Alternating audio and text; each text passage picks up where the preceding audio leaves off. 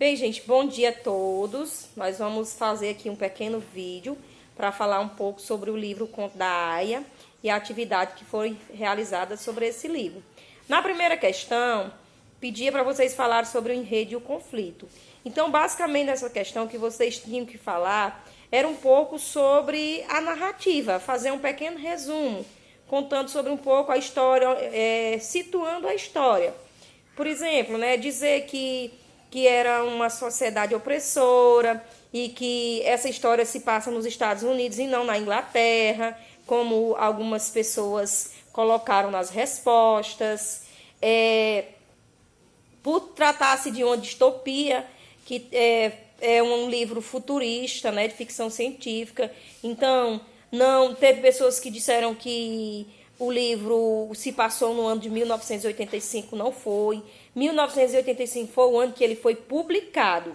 Então, basicamente, o que vocês deveriam dizer no enredo é que vai contar a história de quem? De Ofrede, que é uma aia, que é uma mulher que foi separada da sua família e que ela, por ser ainda considerada uma mulher fértil, ela se obriga a viver primeiro em um ambiente, que é o chamado Centro Vermelho, onde ela vai ser treinada para poder viver na casa de um comandante, ou de um dos comandantes, e ela vai ter que aprender a uma rotina para se tornar uma aia.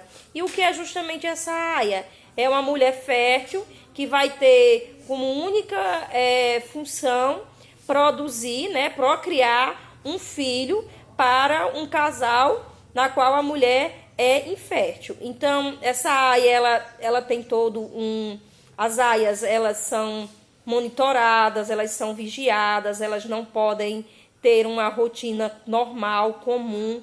Então, basicamente, no enredo que vocês iriam falar era isso, sobre como esse contexto de que onde as aias estão inseridas, certo? Então, basicamente, era falar um pouco sobre isso, de como ela vivia, de como era a sua rotina, dos conflitos que ela estava envolvida, da dificuldade. Então, a gente fica, quando a gente vai lendo o livro, o conflito é justamente aquela expectativa que a gente vai criando de saber o que é que vai acontecer com ela, de que se ela vai conseguir fugir, se ela vai conseguir realmente gerar um filho, Então, toda essa situação em torno da personagem, em torno da protagonista, beleza? Então, basicamente, seria isso, falar um pouco sobre o enredo. Questão 2 era para falar sobre o tempo na narrativa. A questão do tempo é uma questão muito importante para a compreensão da obra O Conto da Aia. Por quê? Porque ele não segue um tempo cronológico, a cronologia do tempo, na ordem que os fatos vão acontecendo. A gente conhece a história a partir das lembranças, ou seja, dos flashbacks de Ofrede. Então, ela vai alternando as suas lembranças da vida que ela tinha, uma vida normal, de mãe, casada, trabalhadora, que ela tinha antes da sociedade opressora de Gileade. Então, a gente fica constantemente fazendo essa alternância do tempo presente da personagem com as lembranças que ela traz de outra vida. Então, por isso que o tempo é chamado de tempo psicológico, que é o tempo que é contado a partir das lembranças da personagem principal. Então, ela alterna essas lembranças com os fatos, os acontecimentos do dia a dia, e dessa forma a história vai sendo contada. Com relação à questão 3, que fala sobre o espaço, Então, sabemos nós que o espaço é o local onde a história acontece. Então, lá na questão, era bem específico que dizia que a história tanto pode acontecer num espaço fechado, como num espaço aberto. Então, a questão era só para vocês falarem de descrever um espaço físico apresentado pela protagonista.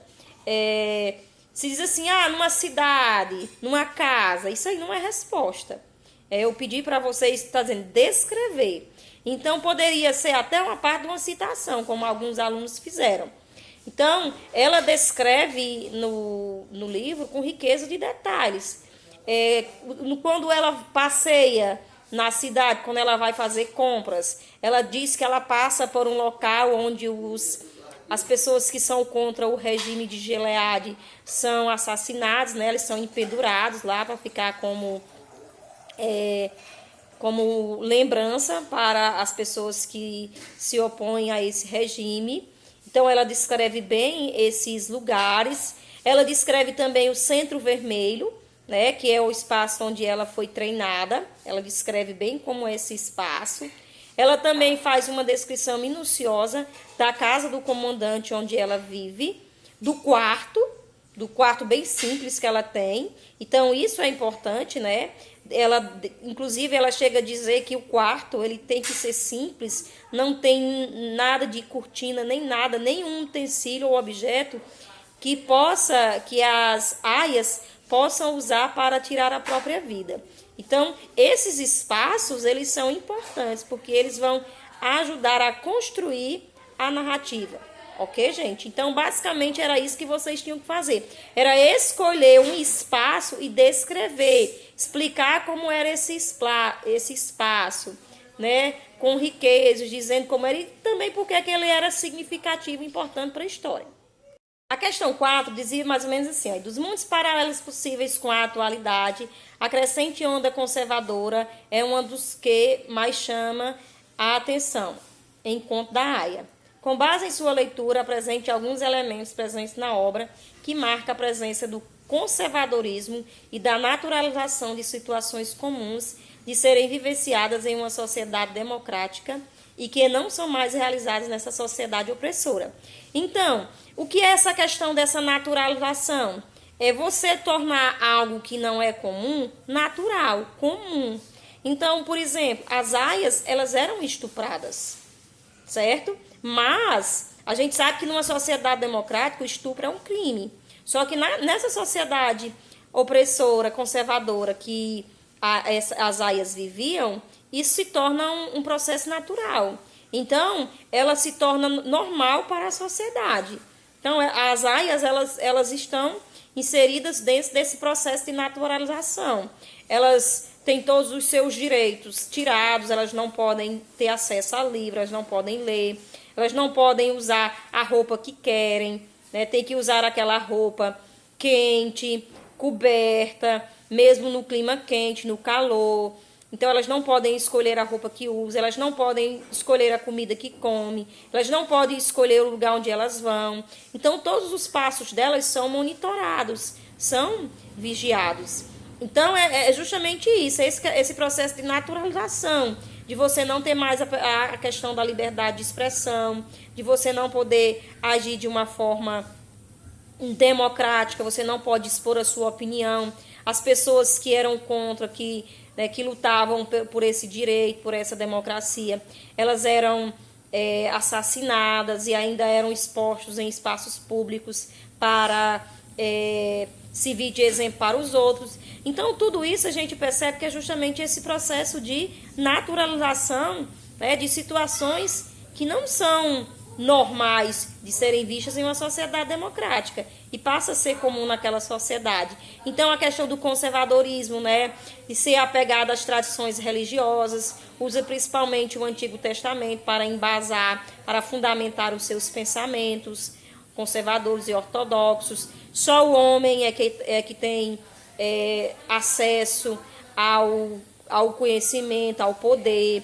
A mulher, ela é renegada a esse segundo plano. Então, era nesse sentido que vocês deveriam discorrer, falar sobre essas questões, ok? Então, essa foi uma questão que muitas pessoas conseguiram fazer até com êxito. Foram poucas pessoas que não conseguiram desenvolver esse pensamento dessa forma. Oi, gente. Continuando aqui a correção do nosso exercício sobre o livro Conto da Aia, nós vamos começar com a questão 5, beleza? Eridene já corrigiu da 1 até a 4 e agora nós vamos conversar um pouquinho sobre a questão 5. A questão 5 diz assim, ó. No Conto da Aia, uma das ações mais importantes é a forma como o livro expõe a violência contra as mulheres em suas mais diversas perspectivas. Dessas, a mais terrível é a perda do direito sobre o seu próprio corpo, presente no estupro regular. Por qual motivo as aias têm o seu corpo explorado? Bom, aí diversas respostas bem boas, né? Vocês estão acompanhando aqui nos vídeos que a gente tem deixado alguma das respostas sempre disponível para vocês lerem um exemplo de resposta que a gente considerou adequada, né? Tipo, ótima no sentido de que responde completamente a questão. Mas nessa questão, obviamente, o princípio central é por conta da fertilidade, né? São mulheres férteis. Essas mulheres, por serem férteis, foram consideradas que elas deveriam ser usadas pela sociedade para desenvolver novas crianças, né? Lembra que o contexto do livro é um contexto distópico, onde a sociedade como um todo perdeu a capacidade generalizada de reproduzir. Poucas mulheres no mundo, não apenas em Gilead, né, mas poucas mulheres no mundo têm a capacidade reprodutiva, e essas foram consideradas como propriedade particular da sociedade, principalmente da elite da sociedade, né, para a sua reprodução. Bem, a questão 6 é uma questão que tem muitas possibilidades, né, já que nessa sociedade distópica os horrores, principalmente horrores contra as mulheres, eram inúmeros, certo? Mas a pergunta diz assim, ó: o conto da Aya faz uma forte crítica social quando discute na sua narrativa um contexto extremamente xenofóbico, na qual o Estado fundamentalista usa a religião como argumento para tirar os direitos dos cidadãos. Como as pessoas que se revoltam contra esse regime são punidas? Então aqui nós temos várias realidades, tá certo? Vamos pensar, né? As pessoas, existiam punições, vamos considerar, sei lá, leve, né? É difícil considerar alguma dessas punições leve, mas chicotada, apedrejar, as pessoas podiam ser apedrejadas, podiam ter cortado os membros, cortado o nariz, cortado a orelha, furado o olho, podia ter as genitálias mutiladas, podia ser enviado para colônias, né, para trabalhos forçados lá na área radioativa, podia ser fuzilado, enforcado, pendurado em praça pública, enfim. Todas essas variações, né, de preferência, quem citou só uma provavelmente não tirou nota máxima, né, tinha que citar várias. Quem falou só punido com a morte, por exemplo, né, nós descontamos alguma coisa, certo? Pronto, gente, ó, a questão 7, ela é uma questão que a gente teve um cuidado, porque algumas pessoas confundiram, principalmente confundiram com o livro com a série, né? Então vamos ler o que diz a questão 7. Na questão 7 diz assim, ó: no conto da Aya, o aumento da degradação do meio ambiente gera consequências na saúde dos seres humanos, especialmente das mulheres, que passam a sofrer de enfermidade. Na parte final da narrativa há um apêndice chamado Notas Históricas, em que o narrador apresenta a República de Gilead e os detalhes que levaram à destruição da natureza. Essas notas históricas, elas estão no futuro contando o que ocorrera para que Gilead virasse isso, né? Segundo o relato, quais foram esses desastres? Pronto. Coisas que não aconteceram: explosão nuclear, bomba nuclear, não é isso, né? Então algumas pessoas colocaram isso furada, tá? Não, isso não está narrado no livro. O que aconteceu, né, nas notas históricas? Bom, foi atribuído pelos historiadores do futuro que tem acontecido isso em Gilead. O uso exagerado de contraceptivos, né, epidemia principalmente de doenças sexualmente transmissíveis, ele cita a AIDS e cita uma nova cepa da sífilis, né, fala de acidentes nucleares, acidentes em usinas nucleares, né, vazamento de produtos tóxicos, armas químicas, armas biológicas, né, o uso indiscriminado de agrotóxicos, de implementos agrícolas tóxicos, químicos, né, herbicidas, enfim, tudo isso, né, a junção disso tudo teria levado há uma infertilidade generalizada entre as mulheres da época de Gileade. Seguimos agora com a questão 8, né? A questão 8 nos diz assim: La narradora de Fred, o Fred, em las versiones em inglês e português, nos relata sua história mediante contínuos flashbacks em forma de recuerdos mientras reconstruye su presente en la República de Gilead, que ha relegado a las mujeres unos pocos papeles: esposa, madre y ama de casa. ¿Qué nombres les dio las mujeres en cada papel e quais eram os colores de suas roupas? Lembra que na República de Gilead as mulheres eram organizadas numa espécie de castas, né? E cada qual com suas roupas ou cores de roupas para identificá-las. O que era mais importante aqui era tu identificar, né? Quem eram as aias, que em espanhol é criadas, em espanhol se diz criadas para as aias, né? E elas vestiam rojo, que é o vermelho. Las martas, que eram as mulheres que faziam as atividades de casa, né? As empregadas domésticas, que se chamavam em espanhol também martas, e elas vestiam verde. As esposas dos ricos, né, desses senhores que controlavam a sociedade de Gilead, a essas lhe davam o nome de esposas, e elas vestiam azul, diferente da série, né? E aí precisa tomar cuidado, porque quem assistiu a série perdeu essa questão, porque respondeu conforme a série, né?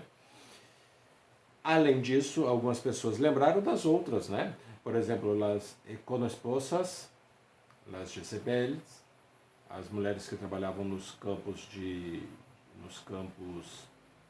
contaminados por radiação e assim por diante. Certo? Quem perdeu o ponto? Respondeu em português, né? A resposta que era para responder em espanhol, claro. Perdeu o ponto também quem não falou da Aia, obviamente, né? Era bem importante falar dela, ainda que tenha colocado o nome Aia em português. Se a resposta foi boa, nós consideramos. A questão 9 é simples, né? Ela diz assim: que está proibido para as mulheres em Gilead? Então aqui nós temos muitas coisas que nós podemos pensar, né? As proibições eram quase que infinitas, no sentido que eram muitas, né? Vamos pensar. A mais geral apareceu várias vezes, só isso não responde à questão, mas se colocar nós consideramos, né? Ser livre, era proibido, né? Já que ela não podia ser livre. Fumar, ler, andar só, dirigir, ter propriedades, ter vida sexualmente ativa, definir regras sobre seu próprio corpo, não tinham vida política, não podiam ter a vida familiar, no sentido de que eram apartadas das suas famílias muito jovens, principalmente as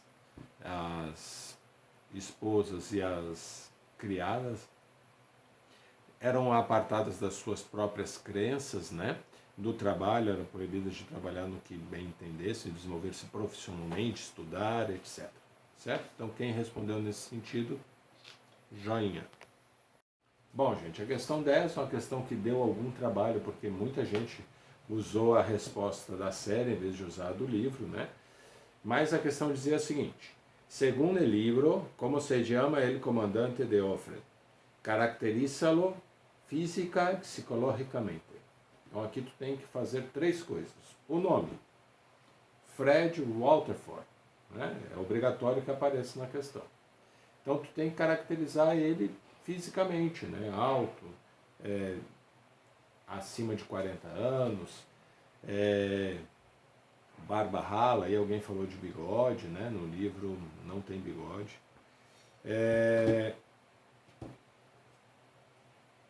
Outro elemento importante, falar dos desvaneios psicológicos dele, né? Ele era um alto comandante em Gilead, né? Comandante do comércio, e ele era autoritário, né? E tinha desvaneios de às vezes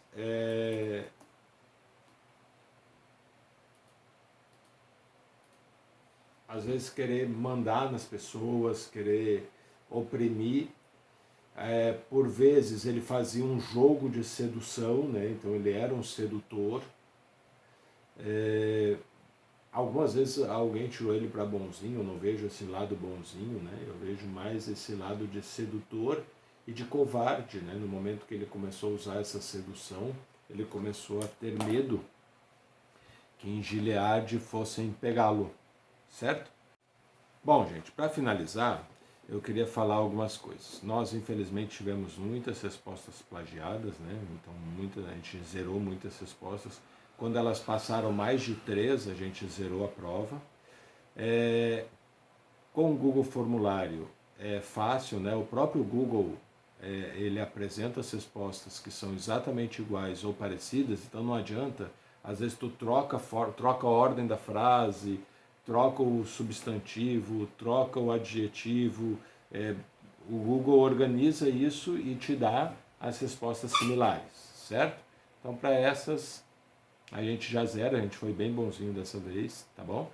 Mas nós não vamos ser, então quando for uma atividade deste tipo, façam as próprias respostas de vocês, certo?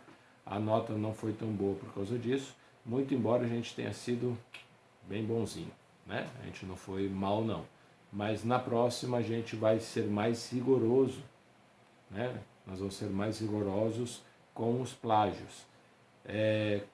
Cuidem, a ferramenta faz todo o trabalho pela gente, a gente não precisa se preocupar, que ela mesma já disse quais são as respostas que estão plagiadas.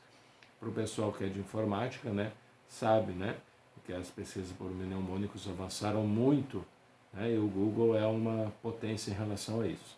Então, abram o olho, façam as suas respostas, não deem pesca a ninguém, né, porque na hora de corrigir a gente não vê quem deu pesca a quem. Se a resposta está igual, igual ou apontada como plágio, a gente zero.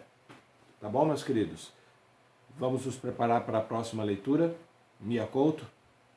Fiquem com Deus. Tchau.